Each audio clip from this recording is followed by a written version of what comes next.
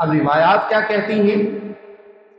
یہ آقا کریم علیہ الصلوۃ والتسلیم نے رات کے وقت، یعنی جب سورج ڈھل رہا تھا اس وقت دعا مانگی، صبح فجر کے بعد کا وقت تھا، دروازہ کھٹکا اور حضرت حمزہ رضی اللہ تعالیٰ عنہ اندر تھے دار ارقم میں۔ دروازہ کھٹکا، کون؟ عمر ابن الخطاب۔ اب سب کو سانپ سونگ گیا، ڈر گئے، عمر ابن الخطاب آیا ہے، لگتا ہے کہ کوئی مسئلہ ہے۔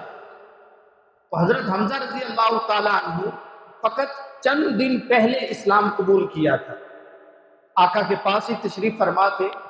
انہوں نے اپنی تلوار نکالی، انہوں نے کہا کہ اے میرے بھتیجے فکر نہ کرنا، اگر عمر رضی اللہ تعالیٰ عنہ اچھی نیت سے آیا ہے تو فبیہا، ہمارے دروازے کھلے ہیں، ہمارے سینے کھلے ہیں، ہم ان کو سینے سے لگائیں گے، اور استغفر اللہ معاذ اللہ اگر وہ بری نیت سے آیا ہے تو اللہ کی عزت کی قسم میں اسی تلوار سے ان کا سر قلم کر دوں۔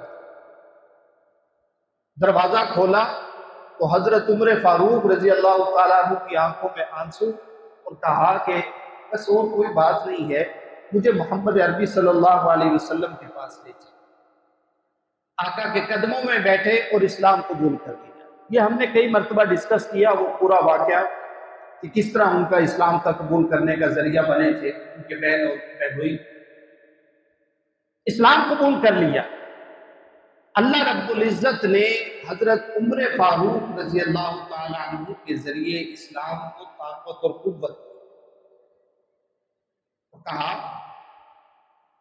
آگے وقت ہوا ظہر کا، اس وقت تک صبح سے لے کے ظہر تک آقا کریم علیہ الصلوۃ والتسلیم کے پاس بیٹھے رہے۔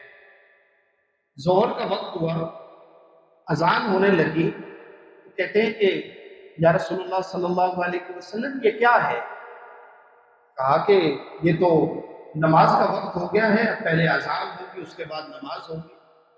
کہتے ہیں کہ عمر اسلام قبول کر چکا ہے اور اب بھی یہاں کمرے میں چھپ چھپ کے اذان ہوگی، آج تو ایسا نہیں ہوگا، تو کیا کریں گے؟ کہا کہ یہ جو کوہ صفا ہے، صفا کے اوپر کھڑے ہو کے آج اذان دی جائے گی، لوگوں کو پتہ لگ جائے کہ عمر اسلام قبول کر چکا ہے۔